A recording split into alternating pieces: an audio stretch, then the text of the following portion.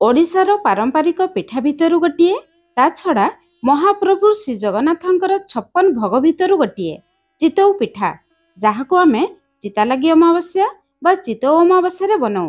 प्रथम थर रे पिठा पूरा परफेक्ट बनिबो। एमिति तुलापरी नरम जालीदार आउ कौलिया। वीडियो रे सबु छोट छोट टिप्स आपण मानक सहित मु शेयर करिछि। वीडियो को शेष पर्यंत देखंतु। रेसिपी पसंद आसले वीडियो को लाइक करंतु, निश्चय गोटे शेयर करंतु। चैनल जदि नुआ अछंती ए जाई सब्सक्राइब करनांती प्लीज चैनल को सब्सक्राइब करंतु और फेसबुक पेज को निहाती फॉलो करंतु।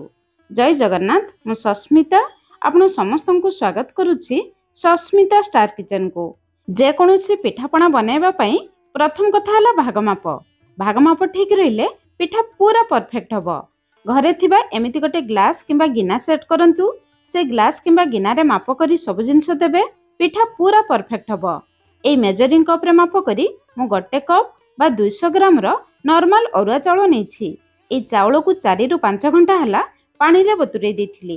देखंतु चाउल भलो भाबरे बतुरी जाईछि। चाउल जेते भलो भाबरे बतुरी जिवो पिठा सेते कौलिया हेबो। चाउल को पानी रु छाणी गोटे छांकुणी रे रखिबा, जहा द्वारा चाउल रे थिबा सब एक्स्ट्रा पानी बाहरी जिवो। चाउल बाटिबा समय रे आमे पानी माप करी देई परिबा। चाउल सहित आज हमको नड़िया दरकार। सही कप रे माप करी एठी मु आधा कप खंड नड़िया नेछि। जदि आपण माने करा नड़िया नेबे गोटे कप नड़िया करा नेबे।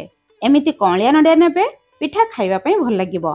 चाउल बाटिबा पई एठी मु आधा कप खीर नेछि। खीर बदल रे आपण माने पानी देई परिबे।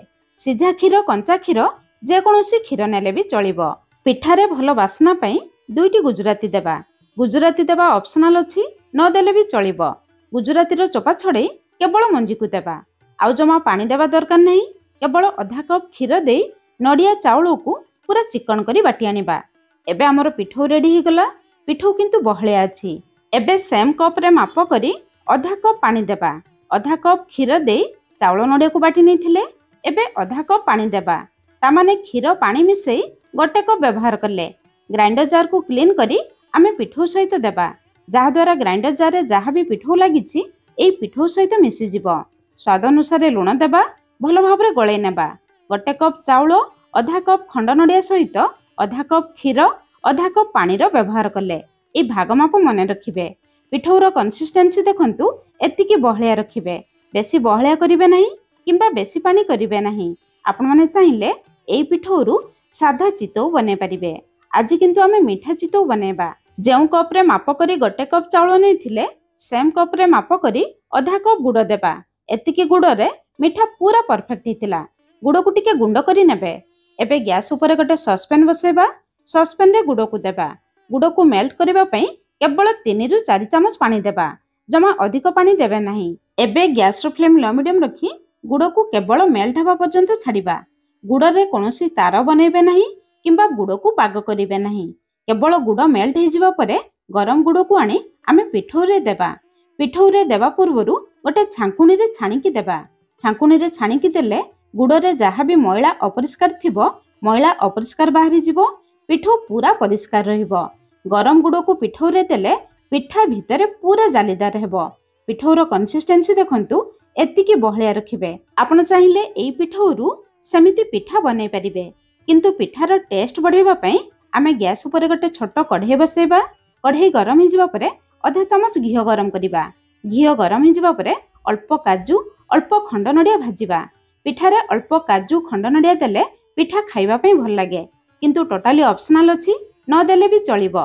नड़िया काजू को गैस रो फ्लेम मीडियम रखी केवल 2 मिनिट पर्यंत हल्का भाजिबा। बेसी पोड़िबे नाही। हल्का भाजी जिबा परे बाहर को आनी पिठौ रे गळेबा। गळे सारिबा परे पिठौर फाइनल कंसिस्टेंसी देखंतु एतिकी बहलिया रखिबे। सब जिंस गळे सारिबा परे जदि पिठौ को गोटे घंटा रेस्ट देई पिठा बनेबे ताहले पिठौ रे खाइबा सोडा देबा दरकार पड़िबो नाही। जेहेतु पिठा को आमे इंस्टेंट बनेबा अल्प खाइबा सोडा बा मीठा सोडा देबा। गोटे छोट चामच रो 4 भागरु गोटे भाग देबे। जमा अधिक सोडा देबे नाही, नहले पिठारे बासना आसीबो। पिठा खाइबा पई भल लागिबो नाही। सोडा देई सारिबा परे पिठौ सहित भलो भाबरे गळेबा। एबे चलंतु पिठा बनेबा स्टार्ट करिबा। चितौ पिठा को माटी कढ़ई रे बनै परिबे, नहले एमिति गोटे मोटा भारी तळ थिबा कढ़ई नेबे। मोटा कढ़ई रे पिठा बनेले पिठा तळे पड़िबो नाही, भलो भाबरे सिझी परिबो। कढ़ई को भल भाव गरम करवा तापर अल्प घी देवा। साधारणतः पारंपरिक चितौ पिठारे घी किंबा तेलर व्यवहार करा जाए नहीं, किंतु अल्प घी देले पिठारे बहुत बढ़िया बास्ना आसिबो। घी देवा पर हाई फ्लेम रे कढ़ई को भल भाव गरम करवा तापर पिठौ 1.5 रंगी पिठौ देवा। सांगे सांगे गैस रो फ्लेम लो रखी 2 ରୁ 3 मिनिट कभर करवा। 3 मिनिट पर ये देखंतु पिठार ऊपर अंश पूरा सुखिला हो आसलानी। पिठार मझी अंश देखंतु फुली जाइछि, चारिपटे जालीदार हिछि। एमिति चितौ पिठा हुए। पिठा मझिरे गोटे फर्क नहले टूथपिक साहाय्य चेक करवा।